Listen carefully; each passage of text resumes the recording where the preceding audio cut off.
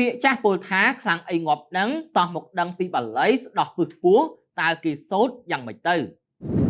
តើបាលីមួយនេះអាចប្រើការបានឬក៏យ៉ាងណាគ្រាន់តែសូត្របែបងាយស្វាហាក់ស្វាហាយតែប៉ុណ្ណឹងជាការពិតខ្ញុំនឹងលម្អិតអំពីរឿងនេះពាក្យថាបាលីនៅក្នុងភាសាខ្មែរមិនមែនមានន័យគ្រាន់តែជាភាសាដែលគេអាចប្រើជាយាននៅក្នុងព្រះពុទ្ធសាសនាថេរវាទប៉ុណ្ណោះទេប៉ុន្តែក៏មានន័យថាជាឃ្លាមន្តអាគមដែលស័ក្តិសិទ្ធិសម្រាប់ការការពារខ្លួនបណ្ដេញខ្មោចព្រាយបិសាចជាដើមបាលីមន្តគាថាខ្លះជាភាសាខ្មែរដែលគេអាចស្ដាប់យល់ហើយជារឿយៗបានបន្ថែមនៅពាក្យអោមសិទ្ធិដោយបញ្ចប់នៃពាក្យស្វាហាក់ឬក៏ស្វាហាយឃ្លាគ្រាន់តែបន្លឺជាសំឡេងហើយស្ដាប់ទៅគឺมันអាចយល់ន័យបានបាលីដែលគេសូត្រខ្លះក៏អាចយកទៅស្ដាប់និងពិចារណាឃើញឫសគល់ដ៏វែងឆ្ងាយគ្រាន់តែជាដូចឃ្លាក្រធោក្រធាពឹសនាគរាជាអបេសេដែលពូម្នាក់នៅក្បែរនឹងវត្តអង្គមោស្ថិតនៅខាងជើងនៃប្រាសាទប្រខាននៅខេត្តសៀមរាបនិយាយប្រាប់ខ្ញុំឃ្លានេះគឺជាបាលីសម្រាប់ការស្ដោះបណ្ដេញពឹសពោះគាត់ប្រាប់ថានៅពេលដែលស្ដោះពឹសពោះត្រូវទំពាត្រួយស្បូវភ្លៀងជាមួយនឹងគ្រាប់ក្រូចហើយស្ដោះឲ្យចំកណ្ដាលនៃក្បាលអ្នកដែលពោះចឹកនៅទីនោះខ្ញុំសូមលើកយកបាលីនេះមកពិចារណារកឫសគល់បន្តិចឃ្លាថាក្រធោក្រធាពឹសនាគរាជាអបេសេនេះបើប្រែសម្រួលជាភាសាខ្មែរថាអោគ្រុឌអើយសូមដកពឹសនាគនេះចេញទៅការសូត្រអញ្ជើញគ្រុឌឲ្យមកដកពឹសរបៀបនេះជាទំនៀមទម្លាប់ស្រុកឥណ្ឌាហើយខ្ញុំជឿថាខ្មែរទទួលឥទ្ធិពលតាំងពីបុរាណមកម្ល៉េះខ្ញុំមិនដឹងថានៅក្នុងស្រុកឥណ្ឌាគេសូត្រយ៉ាងណានោះទេប៉ុន្តែគ្រាន់តែដឹងថាគ្រុឌមុនសម្រាប់ការបណ្ដេញពឹសពោះនៅស្រុកខ្មែរបើតាមចម្លាក់នៃប្រាសាទបុរាណរមែងឃើញនៃរូបគ្រុឌចាប់នាគជួនកាលទៀតមានការឆ្លាក់ជារឿងរាមកេរ្តិ៍ត្រង់ឈុតមួយដែលមានព្រះរាមនិងព្រះលក្សណ៍ជប់សនាគបាសរបស់អន្តជិតគ្រានោះគ្រុឌដែលជាអ្នកចុះមកជួយបណ្ដេញនាគនោះសូមជម្រាបដែរថានៅក្នុងរឿងព្រេងបុរាណនៅឥណ្ឌាគ្រុឌរមែងតែងតែយកនាគធ្វើជាចំណីបើនិយាយតាមគម្ពីររឿងឥណ្ឌាមួយដែលខ្មែរបុរាណស្គាល់ថាជាភិក្ខតៈឬសពថ្ងៃគេហៅថាមហាភិក្ខតៈហើយដែលខ្ញុំសូមលើកយកមកកាត់សង្ខេបនិយាយថាម្ដាយរបស់នាគឈ្មោះនាងកន្ទ្រពបបួលនាងវិនតាភ្នាល់គ្នាថាតើសេះស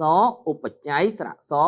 ដែលកើតពីការគូសមុទ្រទឹកដោះដោយពួកទេពនិងយក្សនោះមានកន្ទុយពណ៌ខ្មៅឬក៏ស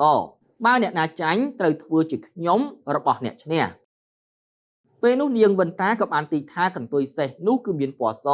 មុននឹងទៅមើលសេះនោះនាងកន្ទ្រពក៏បានបញ្ជាឲ្យនាគដែលជាកូនរបស់នាងទៅបង្កប់ខ្លួននៅក្នុងកន្ទុយសេះនោះហើយធ្វើឲ្យមើលទៅកន្ទុយសេះនោះគឺពណ៌ខ្មៅលុះពេលព្រឹកឡើងអ្នកទាំងពីរក៏បានបបួលគ្នាទៅមើលនឹងកន្ទុយសេះសនោះមានពណ៌ខ្មៅដូច្នេះនាងវិនតាចាញ់ហើយក៏បានចាប់ពីពេលនោះមកនាងបានក្លាយជាអ្នកបម្រើនាងកន្ទ្រពលុះក្រោយមកទៀតនាងវិនតាក៏បានកើតមកជាកូនរបស់សត្វគ្រុឌគ្រុឌក៏ត្រូវបានស្ដាប់នៃបញ្ជារបស់នាងកន្ទ្រពដែរកន្ទ្រពសួរម្ដាយថាហេតុអីបានជាត្រូវស្ដាប់នៃពាក្យបញ្ជារបស់គេ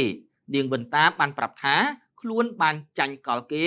ទើបខ្លាចជាអ្នកបម្រើគេយ៉ាងនេះពេលនោះគ្រុឌសួរទៅកាន់នាគថាតើត្រូវធ្វើយ៉ាងម៉េចទើបម្ដាយរបស់ខ្លួនមានសេរីភាពឡើងវិញនាងបានប្រាប់គ្រុឌថាបើយកទឹកអម្រឹតឲ្យពួកគេផឹកទើបម្ដាយគ្រុឌនោះរួចខ្លួនគ្រុឌលាម្ដាយទៅលួចទឹកអម្រឹតពីឋានសួគ៌ដែលពួកទេពនៅយាមយ៉ាងប្រុងប្រយ័ត្ន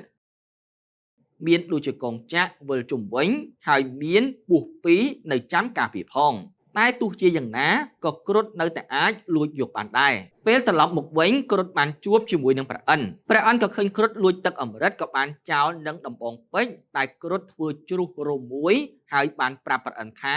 ដំបងពេជ្រនេះមិនអាចស្មើនឹងអ្វីខ្លួនបានទេក្រោយមកព្រះអិនក៏បានសុំឲ្យគ្រុឌធ្វើជាមិត្តហើយសុំឲ្យគ្រុឌកុំឲ្យទឹកអម្រឹតទៅនរណាផ្សេងគ្រុឌព្រមតាមតែប្រាប់ថាខ្លួនយកទឹកអម្រឹតទៅដាក់នៅកន្លែងណាសូមឲ្យព្រះអិនឆក់យកមកវិញភ្លាមពលដូច្នេះព្រះអិនក៏សប្បាយប្រទៃខ្លាំងណាស់ហើយក៏បានពោលថាតើគ្រុឌចង់បានពរអ្វី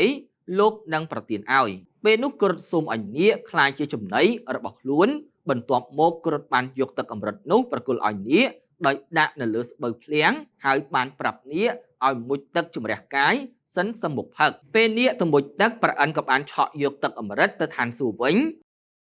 ពេលត្រឡប់ពីមុជទឹកវិញពុំបានឃើញទឹកអម្រឹតដោយស្ដាយពេកនាគក៏បានលិទ្ធស្បូវនោះ បណ្ដាលឲ្យរយៈនៃចុងអណ្ដាតប្រេចជាពីររីឯស្បូវភ្លាំងវិញក៏បានប៉ះពាល់ជាមួយនឹងទឹកអម្រឹតបានក្លាយជារបស់ស័ក្តិសិទ្ធិចាប់ពីពេលនោះមកនាគទាំងពីរក៏បានក្លាយជាចំណីរបស់គ្រុឌសរុបទៅក្បួនមន្តអាគមនិងបាលីផ្សេងៗដែលខ្មែរចេះចាំមកប្រហែលជាច្រើនណាស់ដែលមានប្រភពពីឥណ្ឌាហើយខ្មែរធ្លាប់បានស្គាល់ពីបុរាណកាលវិធីបន្សាបពស់ពឹសនេះគ្រាន់តែជាឧទាហរណ៍មួយបង្ហាញថាអ្វីដែលស្ដាប់ទៅហាក់ដូចជាគ្មានជំរឿសោះតាមពិតបើតាមការស្រាវជ្រាវទៅឃើញថាមានប្រវត្តិវែងឆ្ងាយអត្ថបទដោយស៊ីយុនសុភារិទ្ធគេហាក់ទំព័រប្រមូលផ្ដុំដោយអត្ថបទស្រាវជ្រាវសំខាន់ៗរបស់ខ្មែរយើងរួមទាំងអត្ថបទស្រាវជ្រាវផ្សេងៗទៀតរបស់លោកបណ្ឌិតអាំងជូលៀននរៈវិទូខ្មែរល្បីឈ្មោះមួយរូប